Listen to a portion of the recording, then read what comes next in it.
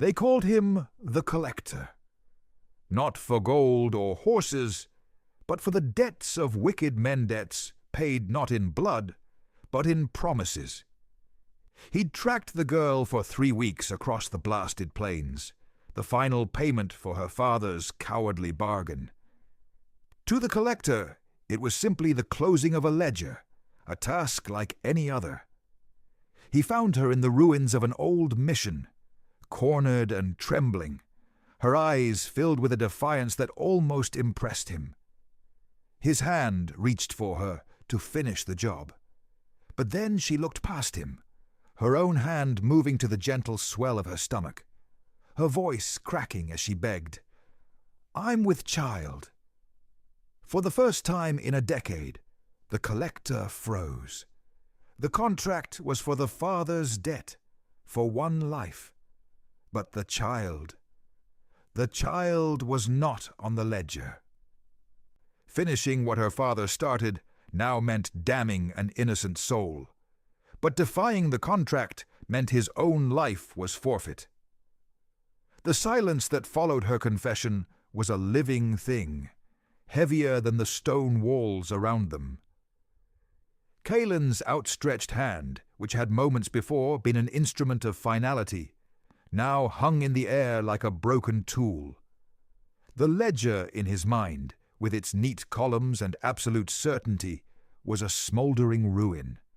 He saw nothing but the girl, Ilara, her hand a pale shield over the life she carried, her defiant eyes now swimming with a terrifying, desperate hope. It was a hope he had not earned and did not want. Hope was a complication. Hope was not on the ledger. He was still frozen in that impossible equation when the sound came. A crunch of gravel from outside the mission walls, too clumsy for a scavenger, too deliberate for an animal. Then a man's low laugh, thick with cheap whiskey and an ugly confidence. Kaelin's training, the decade of instinct honed to a razor's edge, finally broke through the paralysis. He moved without thinking, a predator sensing a rival pack. One hand went to Ilara's shoulder, pushing her down behind the crumbling remains of the altar, a gesture of pure, unbidden instinct. The other hand already held his Colt, the metal cool and blessedly simple against his palm. 4 men rode into the mission courtyard. They were mangy, hard-bitten men, the kind who found their courage in numbers and their pay at the bottom of a bottle. Their leader, a corpulent man with a greasy beard, dismounted and swaggered towards the mission entrance. "We know you're in there, girlie," he called out, his voice a greasy smear in the sacred silence. "Your daddy sends his regards, said to make it look like an accident. The Collector's long gone by now, I reckon." The man spat a brown stream of tobacco juice near the archway. He expected to find her alone and terrified. He did not expect to find Kaelin. This was the moment of decision, the forked path. The ledger was clear. His business was with the girl. These men were a separate entry, a problem not his to solve. The simplest, most logical path was to slip out the back, leaving them to their bloody work. His contract would still be broken, but at least he wouldn't be compounding the error. But Kaelin didn't move. He felt Ilara's sharp, terrified gasp behind him, and it was like an anchor dropped into his soul. He was no longer just the Collector. This was his mess now. He had touched it, and now he owned it. With a cold fury that surprised even him, he realized he was not angry at these men for their cruelty. He was angry at them for making him choose. The first man through the archway never saw him. Kaelin's arm wrapped around his throat from the shadows, a whisper of movement and a final, choked-off gasp. The second man saw his partner drop and went for his gun, but Kaelin's knife was already in the air, a silver streak that ended with a wet thud in the man's chest. The last two in the courtyard scrambled for their horses, their drunken confidence shattered. Kalen didn't give them the chance. 2 shots from his Colt, so fast they sounded like a single definitive thunderclap, and the silence returned. It was over in less than 10 seconds. A whirlwind of brutal, efficient violence. But this time, it was different. This violence wasn't for a contract. It wasn't to balance a ledger. He looked down at his bloody hands, then back at the girl huddled behind the altar, and a sickening, unfamiliar feeling washed over him. He had just killed 4 men, not to close an entry, but to open one. He had just stepped off the only path he had ever known, and the wilderness ahead was terrifying and absolute. He dragged the last body out of sight, his movements economical and grim. The desert would take care of the rest. The air, which moments ago had crackled with gunpowder, now felt heavy, thick with the coppery scent of fresh blood and the questions he refused to ask himself. He turned back to the mission, his shadow long and stark in the dying light. Inside, Elara had not moved from her place behind the altar. She was a statue of terror, her knuckles white where she gripped the crumbling stone, her wide eyes fixed on the entrance, expecting more violence. He saw a shallow gash on her forearm, where a splinter of wood from the gunfight had grazed her. Another complication. Another debt. Kalen walked to his horse, retrieved his waterskin and a clean rag from his saddlebag. When he re-entered the mission, he did not speak. Words were clumsy, useless things. He knelt before her, his movements slow, deliberate, the way one might approach a spooked mare. He uncorked the waterskin, poured a small amount onto the cloth. She flinched as he reached for her arm, a tremor of pure animal fear running through her. His own hand paused, inches from her skin. He held it there, still and patient, until her trembling subsided. He was not kind, he was methodical. He cleaned the wound with a detached efficiency, his touch surprisingly gentle, the work of a man who knew how to handle fragile, broken things.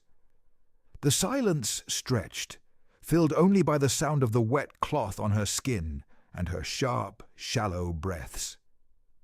He finished his work, tying the rag into a crude but secure bandage. It was as he was pulling the knot tight that her voice, a thread of sound in the vast quiet, broke the spell. "He will send more." It was not a question. Kalen grunted in affirmation, his eyes on the knot.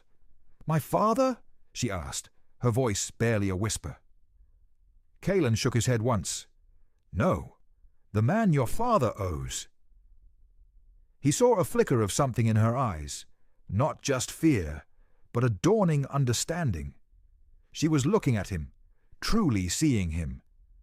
Not as a monster, but as a piece on a board she was just beginning to comprehend. The terror that had frozen her features was slowly being replaced by a fragile, cautious resolve. It was a look that made him profoundly uncomfortable. "The debt," she said, testing the word. It was a gambling debt, to Silas Kane.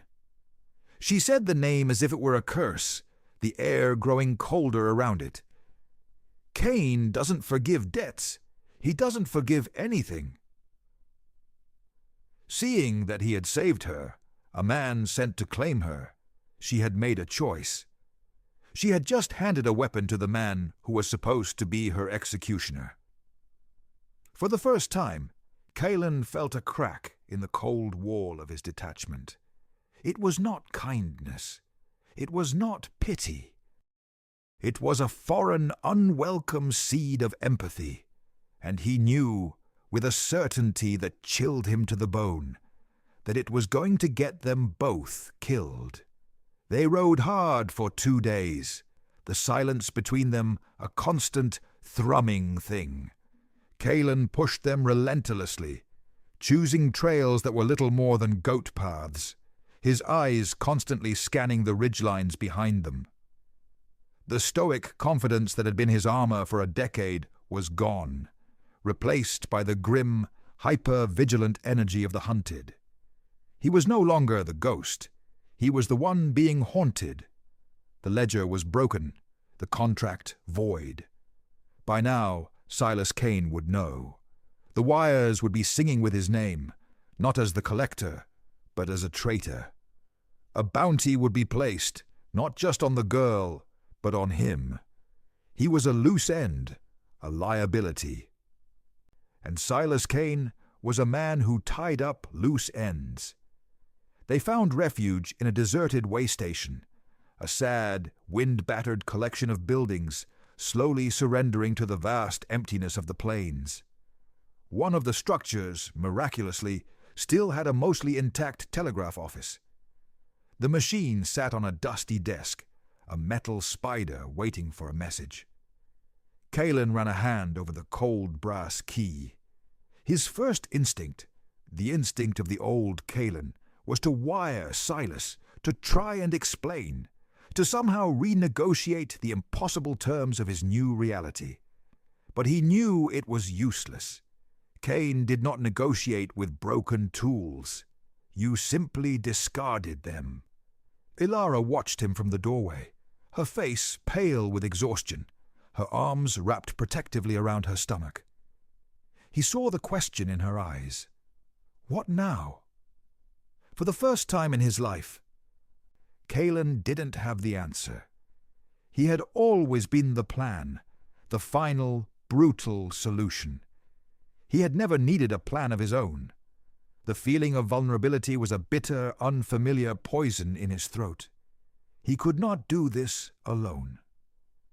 The admission was a wound to his pride, a crack in the very foundation of his identity.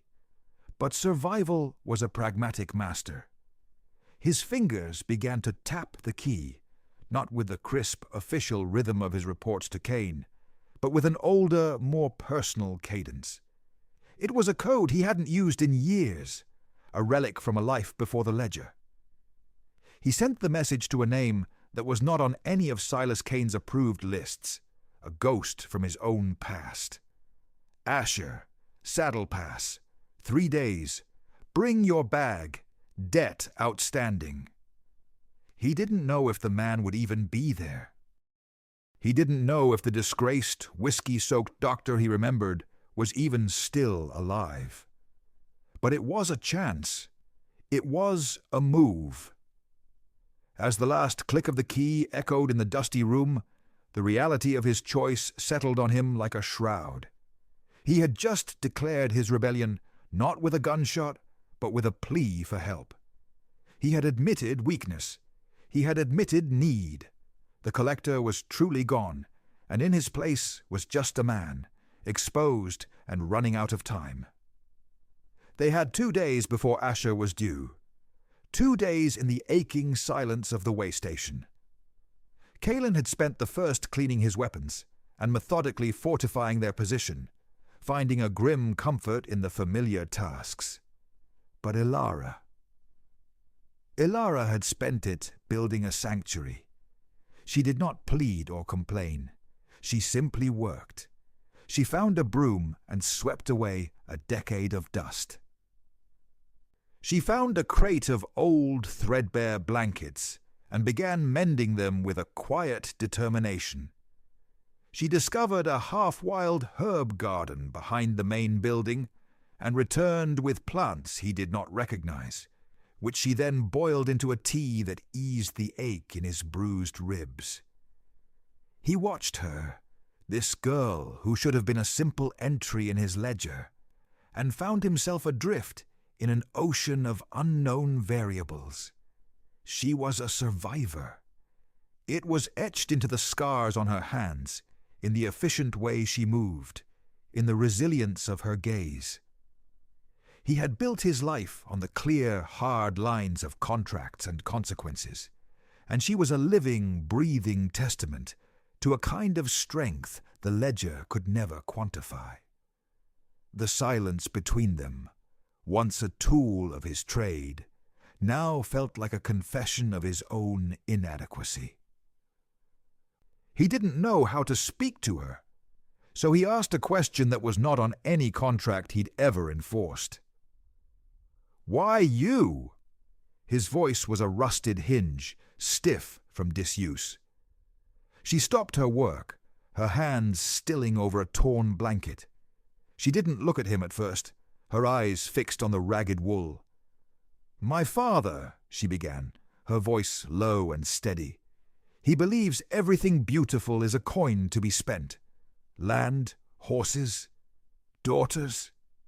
She finally raised her eyes to his, and for the first time he saw not fear, but a profound, weary anger. The debt was large, so Silas Kane made him an offer. He would forgive the debt, and in exchange, I would become his wife. The air went out of the room.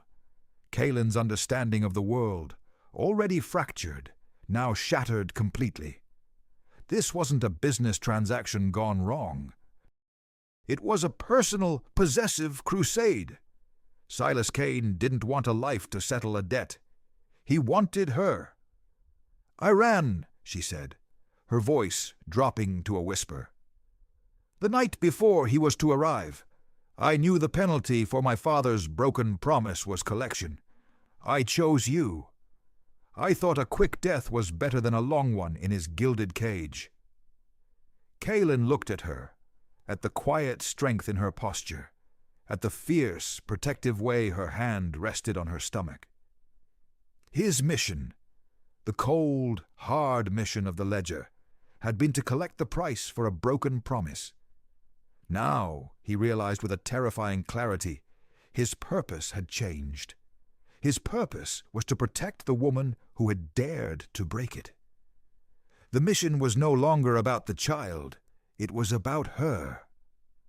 The third day came and went, with no sign of Asher. A new kind of tension, thick and suffocating, settled over the way station. Kalen felt it in the tightening of his gut, in the way he meticulously counted his remaining cartridges, arranging and rearranging them on the dusty windowsill. He was a creature of absolute certainty, and he now found himself stranded in a sea of maybes.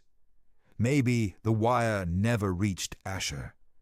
Maybe the doctor was already dead, face down in a bottle.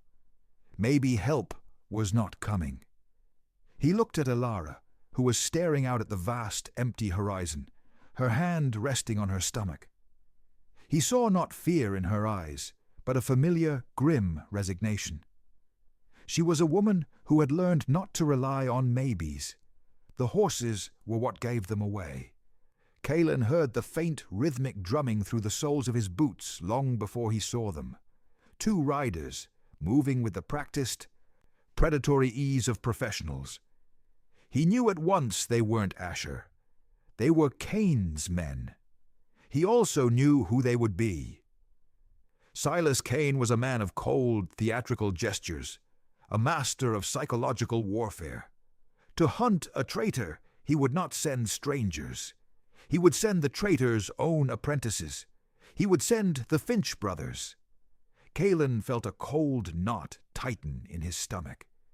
He had trained them himself, molded them from raw, violent clay into the sharpest, most ruthless tools in Kane's arsenal. They knew how he thought. They knew how he moved. This was not a hunt, it was a reckoning. He moved to the door, grabbing the rifle he had leaned against the frame. "Stay here," he said to Alara, his voice a low, flat command. "Bar the door. Do not open it. For anyone." She nodded, her eyes wide with a new, specific terror. She had seen him as a force of nature, a solution to her problems. Now she was seeing him as something else entirely, a man who was just as trapped as she was. He didn't run. Running was an admission of fear, and fear was a luxury he had never been afforded. He walked out into the open, positioning himself in the center of the dusty way station, a lone, defiant figure against the setting sun. He wanted them to see him. He wanted them to know this was a choice. As the Finch brothers rode into view, their familiar, cruel faces hardening as they recognized him, Calen raised his rifle. He was no longer the hunted prey, cowering and hoping for a miracle on the wire. The ledger was gone. The rules were ashes. All that was left was this moment, this piece of ground, and the woman behind the barred door. For the first time, he was not collecting a debt. He was defending one. He was no longer Calen the collector. He was Calen the protector, and he was finally, terrifyingly, at war. The pain was a hot, searing thing, a brutal counterpoint to the icy chill of the wind whipping through Saddle Pass. Calen had taken a bullet to the thigh, a clumsy parting gift from the younger Finch brother. He'd managed to get them both on his horse, but the world was starting to fray at the edges, his vision blurring into a smear of gray rock and snow. He was bleeding too much, and he knew it. By the time he saw the flicker of a lantern through the blizzard, a faint beacon in the swirling chaos, he was barely conscious. He practically fell out of the saddle into the arms of a man who smelled of stale whiskey and regret. Asher. The doctor was older, more haunted than Calen remembered, his hands trembling as he helped drag him into the small, cramped mining shack that served as his exile. "God damn it, Calen," Asher slurred, his eyes wide with a mix of fear and old familiarity. "What in the hell have you gotten yourself into?" He laid Calen on a crude cot, his movements clumsy, his focus blurred by drink. He fumbled in his medical bag, the clinking of glass and steel a frantic, uncoordinated sound. Ilara slipped into the room, silent as a shadow.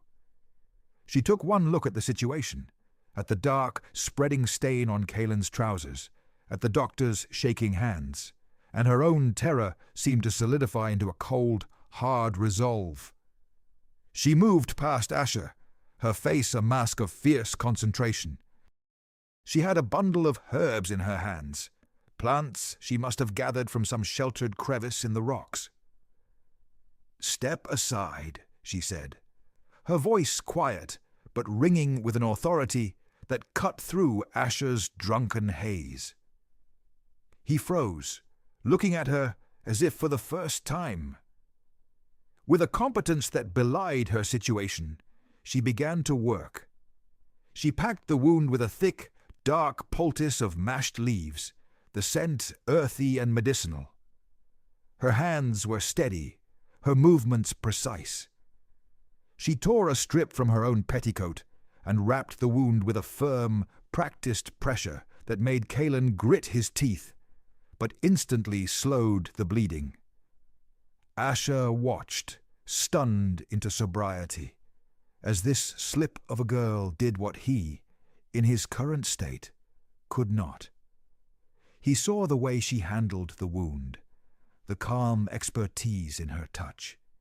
He saw not a victim, not a piece of property, but a healer. Humbled, his own hands finally steady, Asher stepped forward to help, taking his direction from her. As he worked to stitch the wound, he looked from the fiercely competent woman to the bleeding, unconscious man on the cot. He had come here to repay an old debt to Calen, a debt of loyalty. But as he watched Ilara work, he felt a new, more profound debt settle on his shoulders. This was not about helping a friend. This was about bearing witness to a force he didn't understand, and a profound, quiet shame washed over him. He made a silent, sober vow. He would not fail them, not again. The power in the small, crowded room had shifted. The helpless girl was now the healer. The all-powerful collector was now the patient. And the drunken doctor had just been given a reason to find his soul. Calen drifted in and out of a feverish haze for 3 days. The world was a painful blur of moments. The sting of whiskey on his wound, the surprisingly steady pressure of Ilara's hands changing his dressing, the low conspiratorial murmur of her voice mixed with Asher's. He surfaced on the 4th day to the smell of wood smoke and bitter coffee. The pain in his leg had receded to a dull, manageable throb. He saw Asher sitting at a small, crude table, a half-empty bottle of whiskey beside him, his face etched with a familiar, weary despair. Ilara was nowhere in sight. "She's outside," Asher said, his voice raspy. "Checking the snares. That girl, she's a survivor." He took a long, slow drink from the bottle, his eyes never leaving Calen. "You were lucky. Another hour and you'd have been dead. She saved your life." Calen pushed himself up, his muscles screaming in protest. He ignored the pain. "We need to move," he rasped, his voice raw. "He'll send more." Asher let out a hollow, bitter laugh. "Move where, Calen? Don't you understand? There's nowhere to go." He leaned forward, his drunken mask falling away, to reveal a chilling, sober clarity. "I know why you came to me. You think this is about a broken contract? You think Cain will send a few more men? You'll kill them, and that'll be the end of it." He shook his head slowly. "The ledger isn't just a book, Calen. It's a web. It's an empire built on ink and fear. Cain doesn't own land or cattle. He owns people. He owns judges in Phoenix, sheriffs in Tucson. He owns the man who runs the telegraph in the next town over, and the governor who signs the laws. Every debt is a thread in his web, and you, my friend, you haven't just broken a thread. You've tried to burn the whole damn thing down." A cold dread, far worse than the pain in his leg, seeped into Calen's bones. He had spent a decade as the monster in the dark, the inevitable consequence of a broken promise. Now he saw he had only ever been the errand boy. The true monster was the system itself. "There is no running from Silas Cain," Asher whispered, his voice cracking. "He has 1,000 arms, and they are everywhere. As long as that ledger exists, you will never be free. She will never be free. Her child will be born into his debt." Calen looked out the small, grimy window of the shack. He could see Ilara moving through the snow, checking a rabbit snare, her form silhouetted against the vast, unforgiving white. He saw not a fugitive, but a mother trying to provide, a healer trying to mend a broken world. Running was a fool's game. Hiding was a temporary solution. Asher was right. The despair was a cold, physical weight in the room, threatening to crush them all. But then, as he watched Ilara, a new, terrifying thought began to form, a sliver of impossible light in the oppressive darkness. If you can't escape the web, there's only one thing left to do. You find the spider, and you kill it. In that moment, the choice was made. The fight wasn't for his life. It was for hers and for the child's. And he would not do it by running. He would do it by turning around and walking straight into the heart of the fire. The town of Haven was aptly named, for it was Silas Cain's personal heaven and everyone else's hell. As they rode down the main street, Calen felt a cold, familiar dread settle in his bones. He knew this place. He had helped build it, not with a hammer and nails, but with fear and the unwavering certainty of the ledger. On the surface, it was a picture of order. The streets were clean, the buildings freshly painted, not a single drunken brawl spilling from the saloon. But it was the order of the graveyard. The silence was not peaceful, it was terrified. People moved with their eyes downcast, their shoulders hunched, as if a great unseen weight pressed down upon them. Cain's brand was on every soul. Asher had warned them, but seeing it was different. This was not just a town under a tyrant's thumb. It was a living demonstration of the ledger's power. A man could not buy a bag of flour or a drink at the saloon without it being marked in the local merchant's book that was a perfect copy of Cain's own. Every citizen was a fly in the web, and they had just walked into the center of it. Cain kept his hat low, his hand never straying far from his colt, his eyes scanning the rooftops, the alleyways, searching for the threat he knew was watching. They were stocking up on supplies when it happened. A blacksmith, a massive man with arms like tree trunks, was dragged into the street by Cain's local enforcers. His crime? His wife had fallen ill, and he had missed a week of work, falling behind on a debt for a new anvil. The man did not fight. He simply stood there, his massive shoulders slumped in defeat, his face a mask of shame and despair. The sheriff, a man Cain recognized as one of Cain's early acquisitions, read the verdict from a crisp sheet of paper in a clear, emotionless voice. For failure to meet the terms of his contract, the debt is now doubled. His forge and tools are forfeit. Ilara gasped, her hand flying to her mouth. She had known Cain's cruelty as a personal, suffocating thing. Now she was seeing it as a systemic, soul-crushing force of nature. The blacksmith's wife ran into the street, her face streaked with tears, begging for mercy. The sheriff simply pushed her aside. The crowd watched, silent, their faces a mixture of pity and terror, each one thinking the same thing. Better him than me.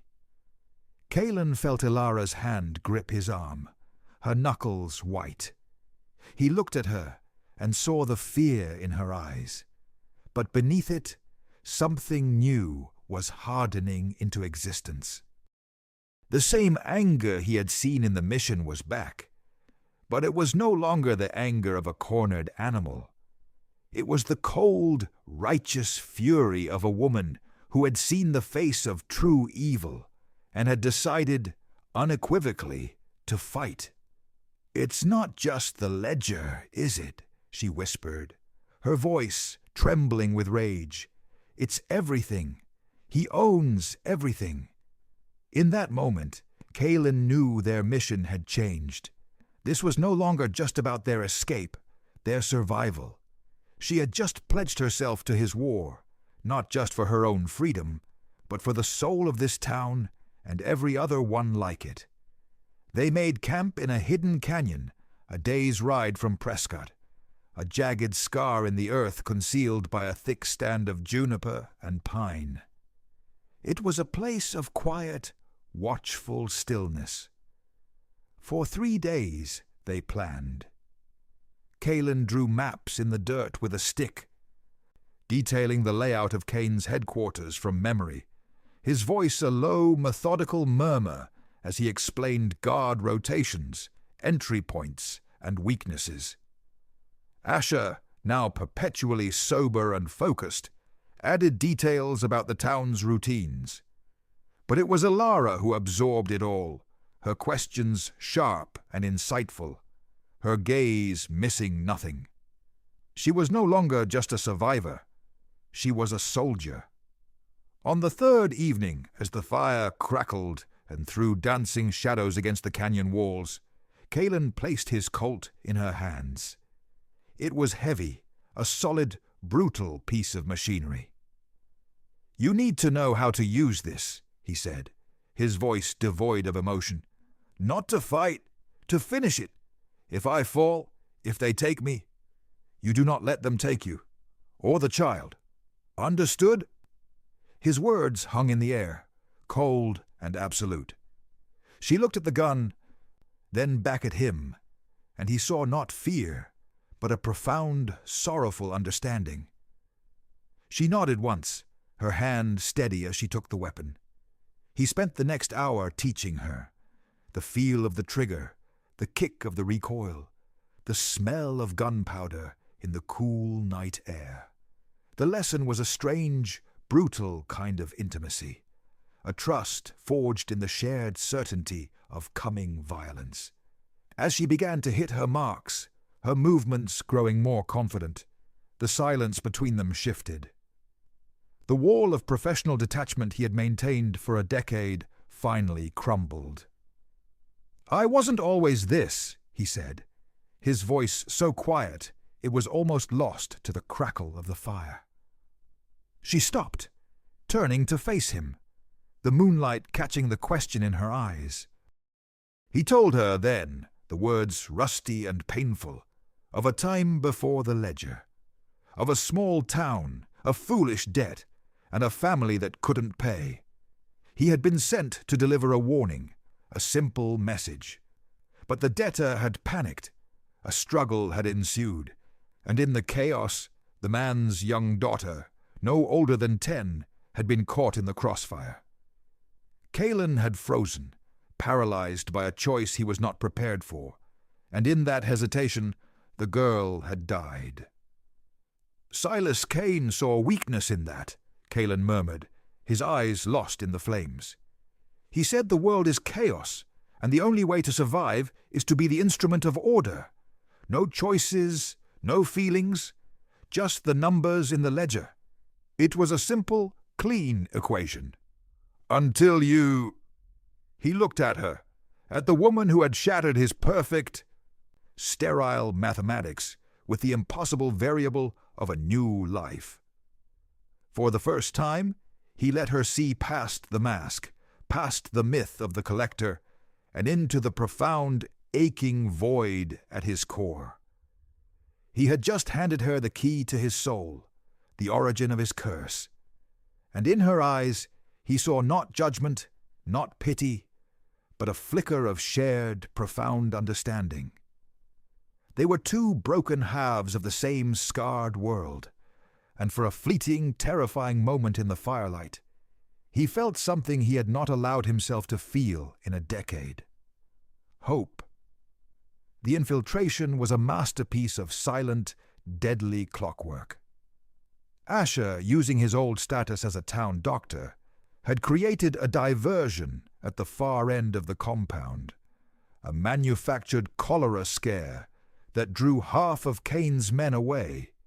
Kalen moved through the remaining patrols like a phantom, a ghost returning to the place where he was forged, his knowledge of its secret passages and blind spots absolute. They made it to the second floor of the main building, to a narrow corridor just one wall away from Kane's office and the ledger that was its dark heart. The plan was working. It was perfect. And then, in the suffocating silence of the hallway, Elara gasped, her hand flying to her abdomen as her eyes widened in a combination of shock and primal agony. A low, guttural moan escaped her lips as another wave hit her, her knuckles turning white where she gripped the wall for support. The baby. It was coming. Not in a few weeks, as Asher had predicted, but now. Here, in the absolute center of the spider's web. For the first time in his life, Kalen felt the icy grip of true, unadulterated panic. All his strategic confidence, his lifetime of violent certainty, evaporated in an instant. The plan, the perfect, meticulous plan to destroy the ledger, was now nothing more than a fool's errand, a meaningless distraction in the face of this new, terrifying biological imperative. He looked down the hall towards Kane's office, so close he could almost smell the expensive leather of the ledger's binding. The mission, the only logical path to their freedom, was right there. He could still do it. He could leave her here, finish the job, and hope to get back in time. It was the strategic choice. It was the smart choice. It was the choice the collector would have made. But when he looked at Elara, doubled over in silent, gut-wrenching pain, her face pale with a terror that dwarfed anything Cain's men could inspire, he knew it was a choice he was no longer capable of making. The ledger was just a book. This was a life, his life. He didn't hesitate. "The plan is over," he whispered, his voice hoarse with a new, primal urgency. He scooped her into his arms, his wounded legs screaming in protest, and turned his back on Cain's office, on the ledger, on the entire strategic purpose of their mission. He kicked open the door to a nearby storeroom, a small, windowless space smelling of old wool and cedar, and laid her gently on a pile of thick blankets. As he barred the door, the first shouts from the guards, alerted by some sound he was too panicked to remember making, echoed down the corridor. He looked from the barred door to the woman on the floor, her body already racked by another contraction, and a cold, horrifying realization washed over him. He had just traded the chance of a strategic victory for the certainty of a tactical nightmare. Everything was lost, and everything had just begun. The world outside their storeroom sanctuary dissolved into a symphony of chaos. Heavy boots thundered down the corridor, the splintering crash of splintered wood echoing as Cain's men began their methodical search. Calen stood with his back to the barred door, Colt steady in his hand, a lone sentinel against the coming storm. But his attention was not on the sounds of the hunt. It was on the woman on the floor, her body a canvas of breathtaking, agonizing effort. Time warped, stretching and compressing around Elara's ragged breaths and low, guttural moans. Calen, a man who had orchestrated 100 elegant symphonies of violence, was now a helpless, terrified witness to the brutal, chaotic, and miraculous mechanics of life. He followed the instructions she gasped between contractions, his large, scarred hands, so accustomed to the cold certainty of steel, now fumbling with blankets and hot water he'd found in a small adjoining closet. He was a weapon without a target, a strategist without a plan, his legendary competence rendered utterly useless. "It's coming," she breathed, her voice a raw, primal sound that seemed to shake the very foundations of the room. He moved to her side, his mind a blank slate, his entire being focused on the profound, terrifying miracle unfolding before him. Just as the splintering of wood from a nearby room grew louder, a new sound cut through the chaos, the thin, powerful wail of a newborn child. Calen saw not a complication, not a liability, but a perfect, tiny, red-faced human being. A son. In that instant, as he severed the cord with his own knife, the last vestiges of the collector burned away into nothing. He was no longer an instrument of any ledger. He was a father. He was a protector. He was hers. The hammering on their own door began then, a heavy, rhythmic thudding that promised a swift and brutal end. But as Calen turned, his face a grim mask of resolve, he saw something shift in Elara's eyes. The pain and terror of moments before were gone, replaced by a fierce, incandescent fire. The cornered animal was gone. A mother wolf had taken her place. "The lamp," she whispered, her voice weak but clear as a bell. "Break it." Calen didn't understand, but he obeyed, shattering the oil lamp against the far wall. Oily liquid pooled across the floorboards. "Now," she said, her gaze fixed on him with an intensity that stole his breath. "Give me the gun." He saw the plan then, a desperate, brilliant piece of suicidal strategy born of a mother's instinct. He handed her the Colt. The heavy oak of the door groaned, the bar beginning to splinter. Ilara took a steadying breath, aimed the pistol at the pool of oil, and nodded at Kaelin. As the door finally burst inward, framing 3 of Kane's men against the darkness of the hall, she pulled the trigger. The room erupted in a whoosh of flame, a wall of fire that consumed the doorway and the men within it. In the fiery, hellish light, Kaelin saw her face, transformed.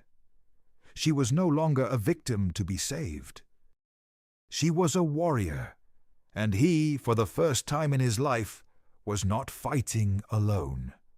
The smoke was thick and acrid, but through it, Kaelin moved with a singular, chilling purpose. He left Ilara and the crying infant barricaded in the relative safety of the storeroom. The fire she'd started now a raging inferno that blocked the corridor and consumed the last of Kane's enforcers.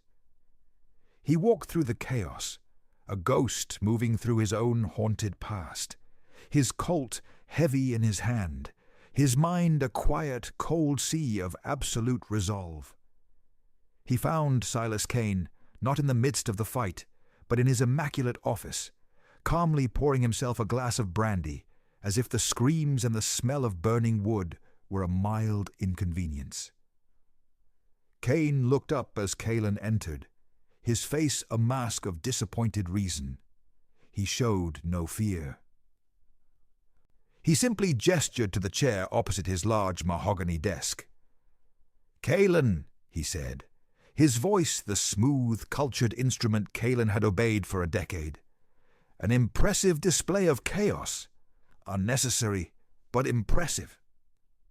He took a slow sip of his brandy. "This is a simple breach of contract. A debt is still owed. We can renegotiate. A new entry in the ledger. For the girl, the child, and of course, for your own transgression." He spoke the language of the old world, the language of logic and transactions, the language Kaelin had lived by. He was offering a way back, a return to the cold, clean certainty of the rules. For a moment, Kaelin felt the pull of it, the seductive comfort of his old life. All he had to do was lower his gun, accept the new terms, and the world would click back into its familiar, orderly shape. He looked at Kane, at the man's calm, possessive arrogance, at the unwavering belief in his own absolute authority. He saw a man who believed the entire world could be contained in the neat columns of a book. Kaelin didn't speak. He walked past the offered chair, his eyes landing on the source of all this pain and power. The ledger. It sat in a place of honor on a small pedestal near the fireplace, a massive, leather-bound tombstone filled with the names of broken men. This was Kane's heart, his soul, the physical manifestation of his dominion over the lives of 1,000 souls. Kane followed his gaze, a flicker of true animal fear finally breaking through his composed facade. "Kaelin, be reasonable," he said, his voice losing its smooth edge. "That is not just a book. It is order. It is the only thing holding this territory together." Kaelin ignored him. He picked up the ledger.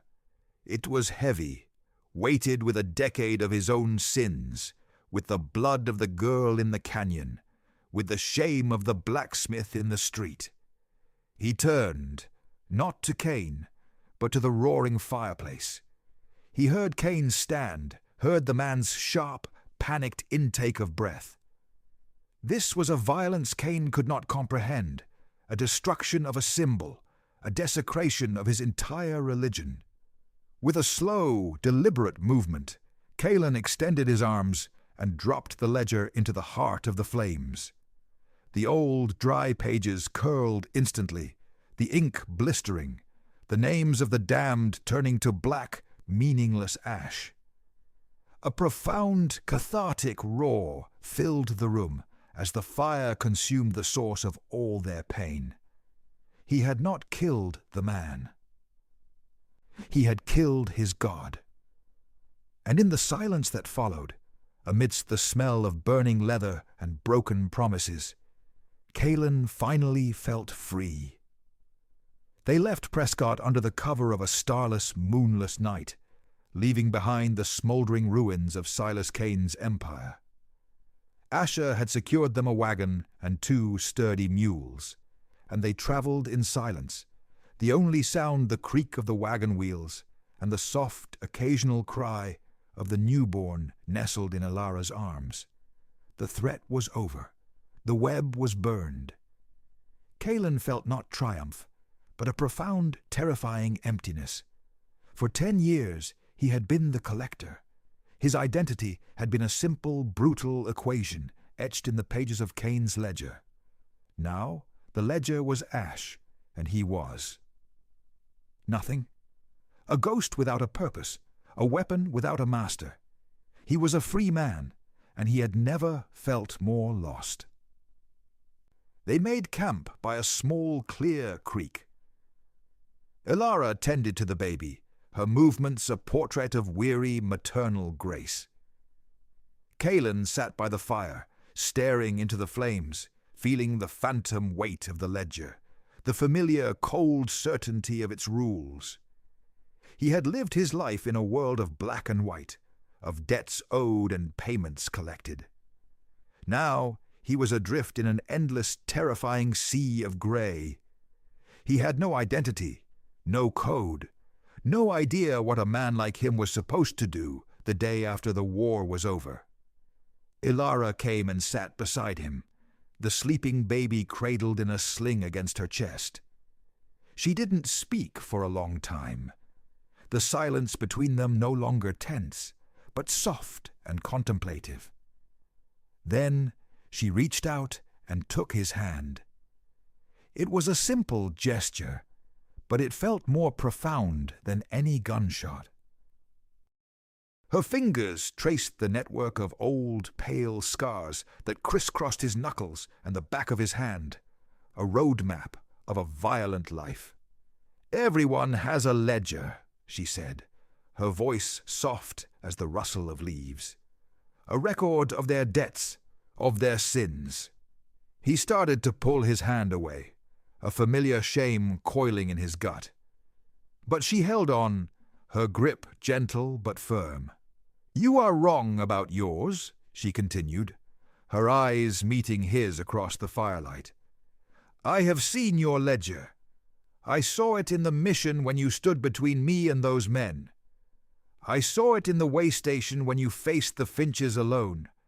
And I saw it in that storeroom when you chose my life and our son's life over your mission." She brought his hand to her cheek, the rough, scarred skin a stark contrast to her own. "Your ledger is not a record of debts collected, Kalen. It is a record of lives saved, my life, our son's life." He looked at her, at the woman he had been sent to claim, now the author of his salvation. He felt a crack in the cold, hollow emptiness inside him, a fissure through which a new, terrifying, and beautiful light was beginning to shine. He was not a man without a code. He was a man who had just been given a new one. The old Kalen, the instrument of a merciless book, had died in the flames with the ledger. And in his place, in the warm glow of the firelight, a new man was slowly, painfully being born. A year later, the world was green again. They had found a small, forgotten valley high in the mountains, a place the map-makers had overlooked, watered by a creek that never ran dry. The homestead was not much more than a sturdy cabin Kalin had built with his own hands, a small barn for their 2 mules, and a half-acre plot of land that was just beginning to show the first stubborn green shoots of a spring crop. The silence here was different from the terrified silence of Haven or the empty silence of the way station. This was a living quiet, filled with the rustle of new leaves, the song of the creek, and the occasional happy gurgle of a child discovering his own hands. Kalin sat on the porch, mending a piece of leather harness, the familiar rhythmic work a soothing balm to his soul. He was no longer the collector, a ghost haunted by the debts of others. He was Kalin, a husband, a father, a builder. Ilara came out and sat beside him, handing him a tin cup of cool water. She leaned against him, her head resting on his shoulder, and they sat in comfortable silence, watching their son, who was just beginning to crawl, explore the new green world of the porch steps with a wide-eyed wonder. The sound of an approaching rider, once a signal of imminent dread, was now a welcome one. Dr. Asher crested the small hill on a sway-backed mule, a wide, genuine smile on his face. He was sober, his eyes clear, his hands steady. He came once a month, bringing supplies and news from the world beyond their sanctuary. He dismounted, handing Ilara a small sack of sugar and a new needle. "He's growing," Asher said, nodding at the boy. "Looks like you, Kalin. Same stubborn jaw." "We decided on a name," Ilara said softly, her eyes not leaving the child.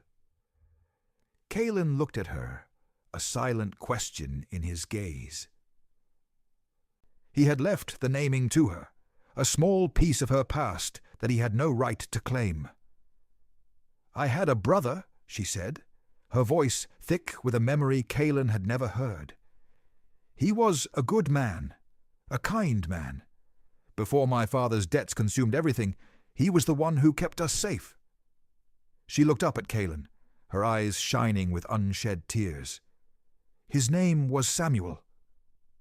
Kalin felt a profound aching rightness settle deep in his bones. This was it. This was the final entry in the only ledger that mattered now. This was not a story of debts and payments, of violence and survival.